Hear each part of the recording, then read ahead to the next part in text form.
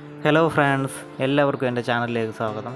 ഇന്ന് ഞാൻ നിങ്ങളെ പരിചയപ്പെടുത്താൻ പോകുന്ന ലോട്ടസ് ഏതാണെന്ന് വെച്ചാൽ പിങ്ക് ക്ലൗഡ് എന്ന് പറയുന്നൊരു താമരയാണ്. ഇതായി കാണുന്നത് അതിൻ്റെ മൊട്ടാണ്. കാരണം നല്ല അടിപൊളി, അത്യാവശ്യം നല്ല വലിപ്പമുള്ളൊരു താമരയാണ്. നന്നായിട്ട് ബ്ലൂമിങ് ചെയ്യുന്ന നല്ലൊരു വെറൈറ്റിയാണ് നമ്മുടെ ഈ പിങ്ക് ക്ലൗഡ്. തുടക്കക്കാർക്ക് പറ്റിയ, അതായത് തുടക്കക്കാർക്ക് സ്റ്റാർട്ട് ചെയ്യാൻ പറ്റിയ ഏറ്റവും നല്ലൊരു ബെസ്റ്റ് വെറൈറ്റിയാണ് നമ്മുടെ ഈ പിങ്ക് ക്ലൗഡ്. അതിൻ്റെ കാരണമെന്ന് വെച്ചാൽ, ഒന്ന്, നന്നായിട്ട് നോൺ സ്റ്റോപ്പ് ബ്ലൂമിങ്. അതായത് നമ്മൾ റീപോർട്ട് ചെയ്ത് കഴിഞ്ഞാൽ, അതായത് പോട്ട് ചെയ്ത് കഴിഞ്ഞിട്ട് ഒരു 2 ആഴ്ച തൊട്ട് പ്രതീക്ഷിക്കുക അതിൻ്റെ മുട്ട് എന്തായാലും വന്നിരിക്കും. കാരണം വെയിലത്തും പിന്നെ നല്ല മണ്ണും കൊടുത്താൽ മതി, നന്നായിട്ട് അത് ഫ്ലവർ വന്നിരിക്കും. പിന്നെ ഒന്ന് നന്നായിട്ട് ഫ്ലവർ ചെയ്യും, പിന്നെ ഒന്ന് അത്യാവശ്യം ഇതിൻ്റെ നല്ല വലിപ്പമുള്ള പൂക്കളാണ് ഉണ്ടാകുന്നത്. പിന്നെ കൂടുതൽ പെറ്റൽസ് ഉണ്ട്. പിന്നെ ഇതിൻ്റെ കളറെന്ന് വെച്ചാൽ വൈറ്റും അറ്റത്ത് ഇങ്ങനെ പിങ്കും കാണാൻ തന്നെ അടിപൊളിയാണ്. കാരണം ഇതാണ് മിക്കവരും ആദ്യം തന്നെ മേടിക്കുന്നത്. അല്ലെങ്കിൽ ഒരു ലോട്ടസ് കളക്ഷൻ ഉള്ളവരുടെ കയ്യിൽ എന്തൊക്കെയായാലും കാണും പിങ്ക് ക്ലൗഡിന് തന്നെ വലിയൊരു ഫാൻ ബേസ് ഉണ്ട്. കാരണം ഇതിനങ്ങനെ ഒരു കാലാവസ്ഥയൊന്നും പറഞ്ഞില്ല. കാരണം ഏതൊരു കാലാവസ്ഥയിലും, ഇപ്പോൾ വേനൽക്കാലത്തായാലും മഴക്കാലത്തായാലും ഈ ഒരു മഞ്ഞുകാലത്തായാലും ഏതൊരു കാലാവസ്ഥയിലും നന്നായിട്ട് ഫ്ലവർ ചെയ്യും. അതാണ് തന്നെ ട്യൂബർ കിട്ടാൻ പാടാം. പിന്നെ ട്യൂബർ കിട്ടും, ഒരു കൊല്ലമൊക്കെ വെച്ചിരുന്നാൽ ട്യൂബർ കിട്ടും. പിന്നെ നല്ല തിക്ക് റണ്ണറാണ് കിട്ടുന്നത്. പിന്നെ വേറെ ഇപ്പം ഒരുപാട് വെറൈറ്റികളുണ്ടല്ലോ നന്നായിട്ട് ബ്ലൂം ചെയ്യുന്നത്. അതിനെല്ലാം അപേക്ഷിച്ച് ഇതിൻ്റെ പ്രത്യേകതകളാണ് ഈ അതായത് ഒരു ബഡ്ജറ്റ് ഫ്രണ്ട്ലി ആയിട്ടുള്ളത്. കാരണം ഇപ്പോൾ ഒരുപാട് പ്രൈസ് എന്തായാലും ഇല്ല. ഒരു 200-300 രൂപയ്ക്കകത്തൊക്കെ എന്തൊക്കെയായാലും ഇപ്പോൾ നമുക്ക് കിട്ടും. ക്ലൗഡ് നന്നായിട്ട് ഫ്ലവറും ചെയ്യും, നല്ല വലിപ്പവും ഉണ്ട്. അതുതന്നെ പെറ്റൽസിൻ്റെ കൗണ്ടിൻ്റെ എണ്ണവും കൂടുതലാണ്. അന്നേരം ഇതൊക്കെ ഇല്ലേ നമുക്കൊരു താമരയിൽ വേണ്ട ഏറ്റവും ബേസിക് ആയിട്ടുള്ളൊരു ഘടകം. പിന്നെ കാണാനും നല്ലതാണ്. ഈ ഫ്രിഡ്ജിൻ്റെയൊക്കെ ആ ഒരു ബോക്സിൽ വെച്ചാൽ നന്നായിട്ട്, അതായത് ഒരേ സമയം തന്നെ 4-5 ഫ്ലവർ തന്നെ വന്നുകൊണ്ടിരിക്കും.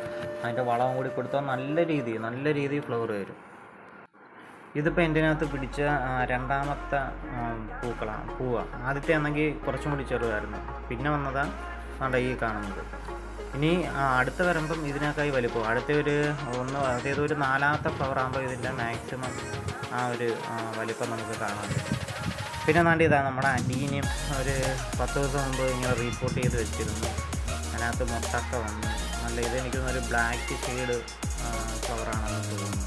വിരിയുമ്പോൾ ഞാൻ എന്തായാലും അതിൻ്റെ വീഡിയോ എന്തായാലും ഒരു 10-15 അടീനെ അന്ന് റീപോർട്ട് ചെയ്ത് വെച്ചായിരുന്നു. അന്നേരം എല്ലാത്തിലും ഇപ്പം മുട്ട് വന്നു. ഞാനാണെങ്കിൽ NPK കൊടുത്തത് പോലുമില്ല. അന്നത്തെ ആ ഒരു പോട്ട് ചെയ്തപ്പോൾ ഉള്ള വളം മാത്രമേ കൊടുത്തുള്ളൂ. പിന്നെ നല്ല വെയിലുണ്ടായിരുന്നു, ടെറസിൻ്റെ മേളിലാണ് വെച്ചിരിക്കുന്നത്. അതുകൊണ്ട് ഫുൾ ടൈം വെയിലാണ്. അപ്പോൾ അതിൻ്റെ ഒരു എഫക്റ്റാണ് നന്നായിട്ട് അതിനകത്ത് മുട്ടൊക്കെ വന്നു. ഇനി ഇത് കഴിയുമ്പോൾ എന്തായാലും ഞാൻ ഇത് വിരിഞ്ഞ് കഴിയുമ്പം ഒന്നുകൂടി പ്രൂൺ ചെയ്യും. ഇതിപ്പം മിക്ക അടീനത്തിലും മുട്ടുകളെല്ലാം വന്നിട്ടുണ്ട്.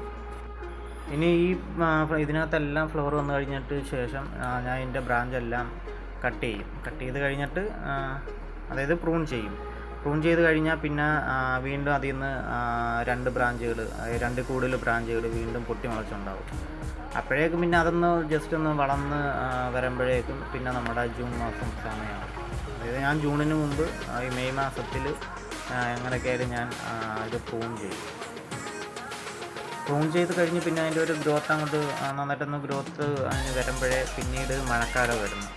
അപ്പോൾ ഈ ജൂൺ സമയത്താണ് ഈ സാധാരണഗതിയിൽ നമ്മുടെ ചെടികളെല്ലാം നന്നായിട്ട് തഴച്ച് വളരുന്നത്. ആ സമയത്ത് ഇതും ആ മഴയും കൂടി അടിക്കുമ്പോഴേ അങ്ങനെ ഒന്ന് കെയർ ചെയ്യണം. കാരണം ഒരുപാട് വെള്ളം അങ്ങനെ നിന്നൂടാന്ന് വെച്ചാൽ ആ ഒരു മണ്ണ് ആ ഒരു പോട്ടിങ് മണ്ണുണ്ടല്ലോ അത് യൂസ് ചെയ്യുന്നതിനകത്ത് ഇരിക്കും. കാരണം വെള്ളം പെട്ടെന്ന് വാർന്നു പോകുന്ന ഒരു മണ്ണാണെങ്കിൽ കുഴപ്പമില്ല, മഴ പെയ്താലും കുഴപ്പമില്ല, അത് നന്നായിട്ട് നമുക്ക് റെഡിയായിരിക്കും. കാരണം പെട്ടെന്ന് അഴുകി പോകത്തില്ല. പിന്നെ ഇതാണ് ഗ്രീൻ ആപ്പിൾ. ഇപ്പം ഇത് ഈ ട്യൂബറായി കാണും.